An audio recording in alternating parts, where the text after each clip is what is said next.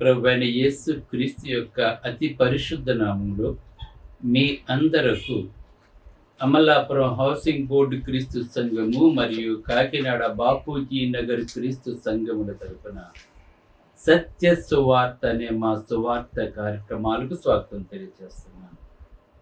ఇవాళ ధ్యానాంశం ఏంటంటే దేవుని మరవకుండా జాగ్రత్త పడుము. దేవుని మరువకుండా జాగ్రత్త పడుము. ప్రార్థన చేసుకుందాం. మమ్మలను మిక్కిలిగా ప్రేమించిన పరలోకమందున్న మా ప్రియ తండ్రి, నీ పరిశుద్ధ నామమునకు స్తోత్రాలు స్తుతులు తెలియజేస్తూ ఉన్నాను తండ్రి. ఇవాళ నిన్ను మర్చిపోకుండా ఉండాలి తండ్రి. నీకు కృతజ్ఞత కలిగి ఉండాలి నాయన. మరిచిపోతే జీవితకాలంలో మానవుడికి ఏం సంభవిస్తుందో వివరిస్తూ ఉండగా నీవే నాతో ఉండి మాట్లాడమని మా ప్రభువును రక్షకుడైన యేసు క్రీస్తు యొక్క అతి పరిశుద్ధ నామములో ఈ ప్రార్థన చేయుచున్నాను తండ్రి, ఆమేన్. చాలామంది స్థిరపడిన తర్వాత గర్వించి చెడిపోతారు.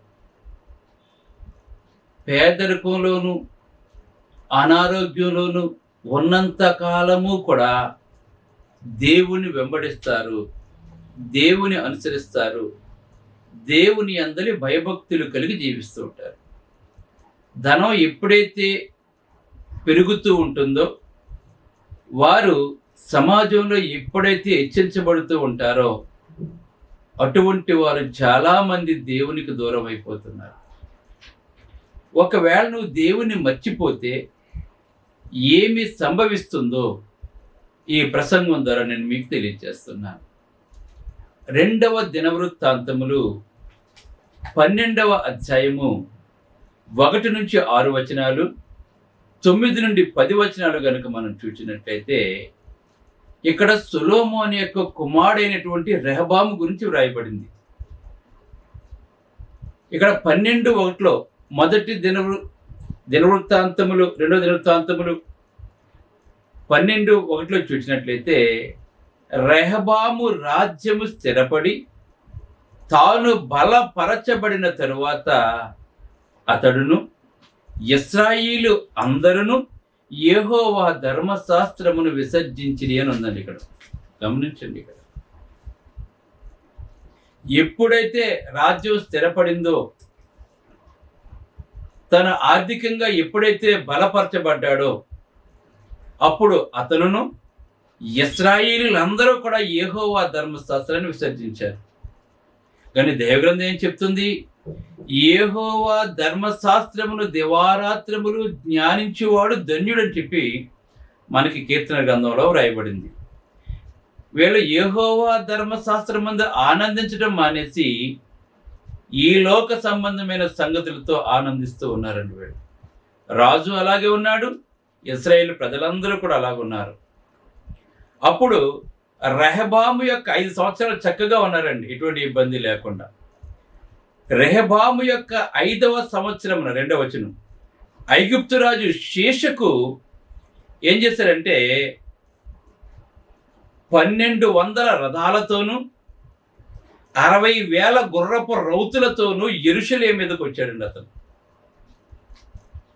మనం ఎప్పుడైనా సరే దేవుణ్ణి గనుక మనం విసర్జించినట్లయితే శత్రువు మన మీద అధికారం చేస్తాడు, శత్రువు బలమైన వాడు అయిపోతాడు, మనం బలహీనలు అయిపోతూ ఉంటాం. మనం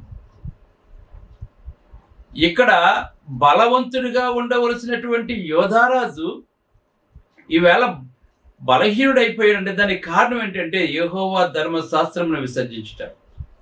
నువ్వు దేవుని వాక్యాన్ని గనుక విసర్జించినట్లయితే నీ బ్రతుకు కూడా అలాగే ఉంటుంది. అందుకే నీ వాక్యము నాకు దొరకగా నేను భుజించి తిని, తేనె కంటెను జుంటె తేనె దారల కంటెను మధురాతి మధురమైందని చెప్పి భక్తులు మాట్లాడుతున్నారు. దేవుని యొక్క వాక్యాన్ని విసర్జించకూడదు. మనం వాటిని కంఠభూషణాలుగా ధరించుకోవాలి, వాటిని మన హృదయాల్లో ఉంచుకోవాలి. అది చీకటి గల చోట వెలిగిస్తుంది మనకి. మనం తెలుసుకోవాల్సిన వారమై ఉన్నాం మనం. అప్పుడు ఏం జరిగిందో చూడండి. ప్రవక్త అయిన షెమయా రెహబాము నొద్దకును యోధా అధిపతులందరి యొద్దకును వచ్చి మీరు నన్ను విసర్జించితిరి గనుక మిమ్మును శేషకు చేతిలో పడనిచ్చి ఉన్నానని యెహోవా సెలవిస్తున్నాడు అని చెప్పాడు. ప్రవక్త వచ్చాడు, మీరు నన్ను విసర్జించారు గనక నేనేం చేస్తున్నానంటే ఐగుప్తు యొక్క రాజు యొక్క శేషకు చేతికి నేను మిమ్మల్ని అప్పగిస్తున్నానని చెప్పినప్పుడు ఇశ్రాయేలీయుల అధిపతులను రాజును తమ్మును తాము అప్పుడు తగ్గించుకున్నారండి. వాళ్ళు గమనించండి, ఇంతకు ముందు తగ్గించుకోలేదండి, రెచ్చిపోయారు, విర్రవీగిపోయారండి. మళ్ళా దేవుడు గట్టిగా ఒక మొట్టికాయ వేసినప్పుడు ఇప్పుడు తమ్మును తాము తగ్గించుకొని యెహోవా న్యాయస్థుని ఒప్పుకున్నారు. అయినా కానీ దేవుడు విడిచిపెట్టలేదండి వాళ్ళు. అయితే నన్ను సేవించుటకును భూరాజులకు దాసులై ఇండుటకును ఎంత భేదమున్నదో వారు తెలుసుకున్నట్లు వారు అతనికి దాసులగుదురు. అప్పగించేశాడండి. వాళ్ళు మారు మనసు పొందినా కూడా నన్ను సేవిస్తే ఎలాగుంటుందో, సేవించకపోతే ఎలాగుంటుందో వాళ్ళు తెలుసుకునేలాగా చేస్తానని చెప్పేసి వారి చేతికి అప్పగించినట్లుగా మనకు రాయబడి ఉందండి. అయితే ఆ శేషకు వచ్చి ఏం చేశాడంటే యెరూషలేము మీదకు వచ్చి యెహోవా మందిరపు బొక్కసములన్నిటిలోనూ దోచుకొని సొలొమోను చేయించిన బంగారపు డాళ్లను తీసుకుని వెళ్ళిపోయాడండి. బంగారపు డాళ్లను అతను తీసుకుని వెళ్ళిపోయాడండి. అప్పుడు ఈ రెహబాం ఏం చేశాడంటే ఆ బంగారపు డాళ్ల స్థానంలో ఇతరవి చేయించాడండి. అతను చూడండి, ఒకప్పుడు బంగారులా ఉన్న జీవితం ఇప్పుడు ఏ స్థితికి పడిపోయిందో చూడండి. నీవు ధనాన్ని చూసుకుని, అంతస్తు చూసుకుని, హోదాను చూసుకుని, ఉద్యోగాన్ని చూసుకుని, ఇంటిని చూసుకుని, నువ్వు ఈ లోక సంబంధమైన వాటన్నిటిని చూచుకుని యెహోవాను గనుక విసర్జించినట్లయితే దేవుడు నిన్ను ఎంత పైకి వెళ్ళావో అక్కడి నుంచి పడగొట్టేస్తారు. మానసిక శాంతి లేకుండా దేవుడు నేను చేస్తూ ఉంటాడు. అందుకే ద్వితీయోపదేశకాండం 6వ అధ్యాయం 10 నుంచి 12 వచనాలు కనుక మనం చూసినట్లయితే ఇక్కడ ఇశ్రాయేలుతో మాట్లాడుతున్నాడు. నీవు కట్టని మంచివగు గొప్ప పురములను, నీవు నింపని మంచి ద్రవ్యముల చేత నింపబడిన ఎండ్లను, నీవు తవ్వకపోయినను త్రవ్వబడిన బావులను, నీవు నాటని ద్రాక్ష తోటలను నీకిచ్చిన తర్వాత నీవు తిని తృప్తి పొందినప్పుడు యెహోవాను మరవకుండా జాగ్రత్తగా ఉండమని చెప్పి ఐగుప్తు నుంచి వచ్చినప్పుడు చెప్పాడండి ఇశ్రాయేలు ప్రజలకు దేవుడు. నువ్వు కట్టించిన ఇండ్లు నీకు ఇస్తున్నాను, నీవు నాటిన తోటలను నీకు ఇస్తున్నాను, నీ తవ్వని బావులన్నీ నీకు ఇస్తున్నాను చెప్తున్నాడండి ఇశ్రాయేలుకి. కానీ అక్కడికి వెళ్ళిన తర్వాత నువ్వు దేవుని మర్చిపోకుండా జాగ్రత్తగా చూచుకోమని చెప్పానాడు, హెచ్చరిక చేశాడండి. ఇవాళ చాలా మంది బలపడిన తర్వాత ఏ స్థితి నుండి వచ్చాడో, దేవుడు మన జీవితాల్లో ఎన్ని గొప్ప మేలులు చేశాడో, ఒకప్పుడు మన పరిస్థితి ఏంటో, ఇప్పుడు ఏ స్థితిలో ఉన్నామో గమనించడం లేదండి. ధనానికి ఇచ్చినంత ప్రాధాన్యత ఇవాళ దేవుని కోటలో చాలా మంది.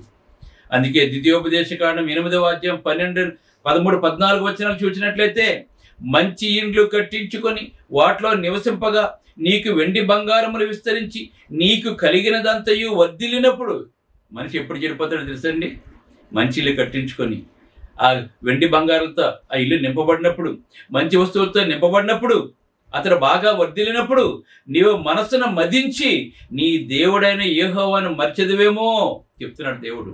నీవు మనస్సును మదించి నీ దేవుడైన యెహోవాను మరచెదవేమో. అయితే మీరు మా సామర్థ్యము, మా బాహుబలము మాకు కలగజేసిన అనుకుంటున్నారు. మీరు ఏమనుకుంటున్నారు? ఇవాళ నేను బీటెక్ చదివాను, ఎంటెక్ చదివాను, ఎంబీబీఎస్ చదివాను, నేను ఇదంతా నా సామర్థ్యము అని నువ్వు అనుకుంటున్నావేమో. దేవుడు చెప్తున్నాడు ఇవాళ చాలా మంది ఇదే అనుకుంటున్నారు. ఇవాళ మా సామర్థ్యము, మా బాహుబలము మాకు కలగజేసిన అనుకుందివేమో.